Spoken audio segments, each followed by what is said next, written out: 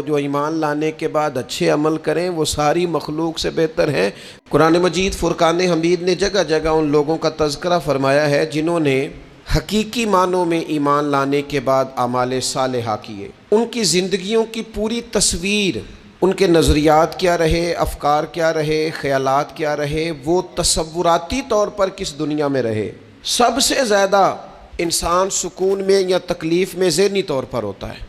ذہنی طور پر اگر وہ سکون میں ہے، اطمینان میں ہے، تو اس کا مطلب ہے وہ ہر لحاظ سے سکون میں ہے، اور اگر ذہنی طور پر وہ بے سکون ہے تو ساری سہولیات کے باوجود وہ تکلیف میں ہے۔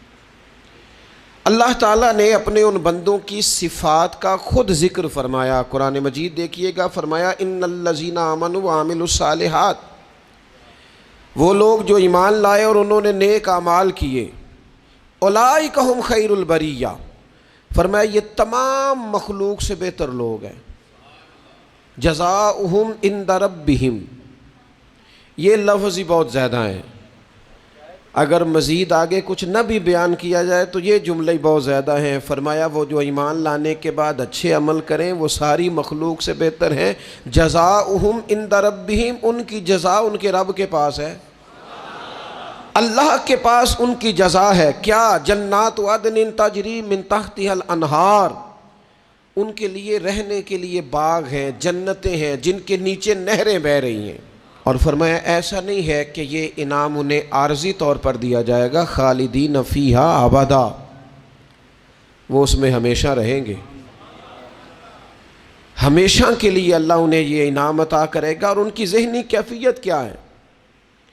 یہ ایک اہم نقطہ ہے جہاں بہت ساری دنیا الجھی ہوئی ہے اور قرآن پاک سلجھاتا ہے۔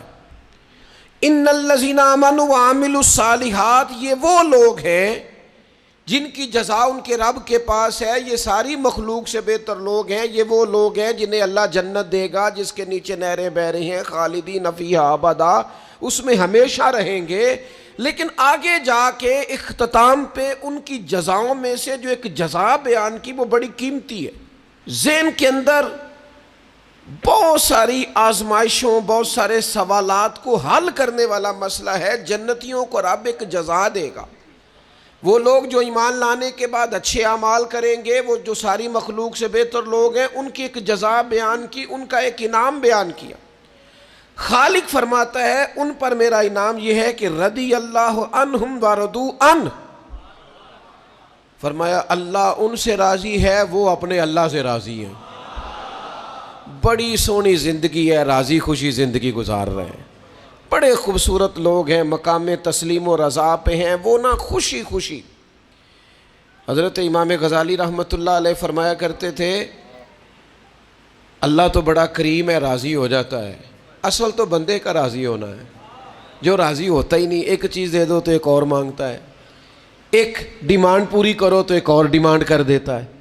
یہ بندہ اگر اس مقام پہ پہنچ جائے کہ یہ راضی ہو جائے اپنے رب سے اور یہ کہے کہ الحمدللہ میرے مالک نے جہاں مجھے رکھا ہے کمال ہو گیا، اگر یہ راضی ہو جائے پھر اللہ تعالیٰ اس سے سکون بھی دیتا ہے، اطمینان بھی دیتا ہے، یقین کامل کی دولت بھی ملتی ہے، استقامت بھی ملتی ہے، سجدے کا ذوق بھی ملتا ہے، عبادت کا نور بھی ملتا ہے، حقوق العباد ادا کرنے میں آسانی بھی ہوتی ہے، فقیری میں بادشاہی بھی ہوتی ہے، پھر جناب فقر میں سخاوت بھی ہوتی ہے، پھر سادگی میں حسن بھی ہوتا ہے، پھر وقار بھی ہوتا ہے، پھر وزاداری بھی ہوتا ہے۔ رضی اللہ عنہم ورضوا عنہ، اللہ ان سے راضی ہے، وہ اللہ سے راضی ہے۔ ذالک لمن خشی ربہ، یہ اس لیے کہ وہ اپنے رب سے ڈرنے والے ہیں، انہوں نے زندگی ذرا محتاط ہو کے گزاری ہے، رب کی نافرمانی سے بچ کے وقت گزارا ہے۔